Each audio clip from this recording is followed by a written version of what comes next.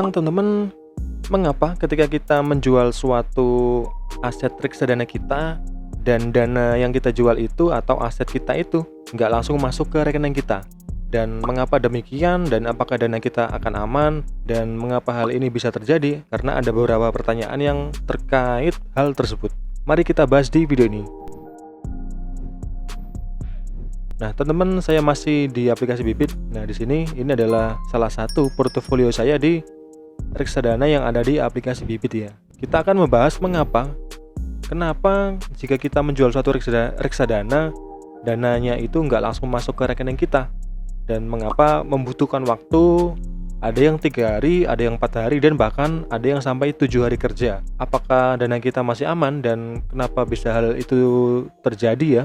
Kita akan bahas. Nah, ini adalah salah satu penjelasan singkat ya, mengapa dana kita nggak langsung masuk ya. Nah, karena dalam investasi reksadana kan dana kita itu udah dikelola sama si manajer investasi. Nah, dan sama si manajer investasi itu udah dibeliin sama aset-aset sesuai dengan reksadana yang kita pilih. Apakah itu pasar uang, apakah itu pendapatan tetap atau obligasi atau reksadana saham.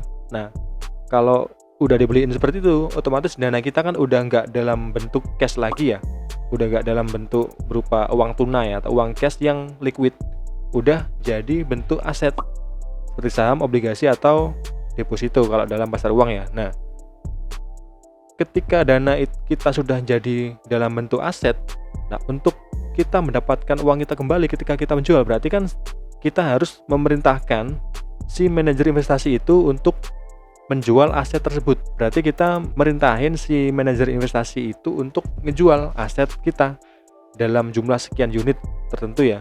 Baru sama si MI ini akan menjual unit yang kita minta. Misalkan kita minta jual unit 1000 unit misalkan gitu ya, atau nah contohnya, nah baru nanti dia akan ngejual sesuai unit ini dengan harga di hari kerja, hari penutupan, biasanya di atas jam 4 ya, jam 4 atau jam 5 sore gitu.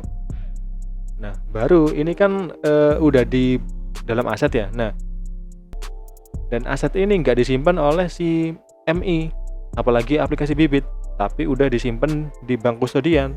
Nah, jadi si manajer investasi memproses transaksi atau memerintahkan bank kustodian untuk melakukan penjualan. Nah, baru masuk lagi ke si MI, nah baru diteruskan ke bank kita. Nah, itu memerlukan waktu.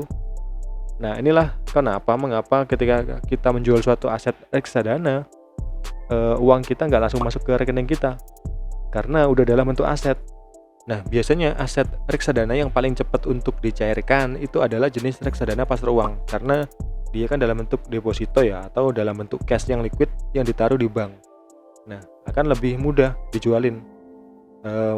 Sekitar 3 hari udah bisa masuk ke rekening, 3 harian lah bisa masuk ke rekening. Nah, kalau si saham atau obligasi itu bisa lebih lama, bahkan sampai 7 hari kerja. Nah, inilah kenapa kita harus menaruh dana yang liquid, kalau di reksadana itu ditaruh di pasar uang, atau bahkan ketika kita ingin benar-benar liquid untuk dana darurat, kita bisa taruh sebagian di rekening tabungan atau rekening biasa. Karena kalau ada sewaktu-waktu kita harus butuh uangnya, kita harus tarik, nah kita harus taruh di rekening bank, rekening biasa. Karena kalau kita taruh misalkan di reksadana semua, ketika ada kebutuhan mendesak misalkan ya, apalagi kalau reksadana udah di hari Sabtu atau Minggu, itu udah nggak bisa kita narik dananya, harus nunggu Senin lagi baru kita diproses. Nah, baru 3 hari kemudian baru masuk itu uang kita.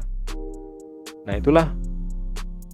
Nah, semoga itu bisa menjawab kebingungan teman-teman yang masih starting untuk investasi ya. Dan semoga video ini bermanfaat. Sekian dan terima kasih.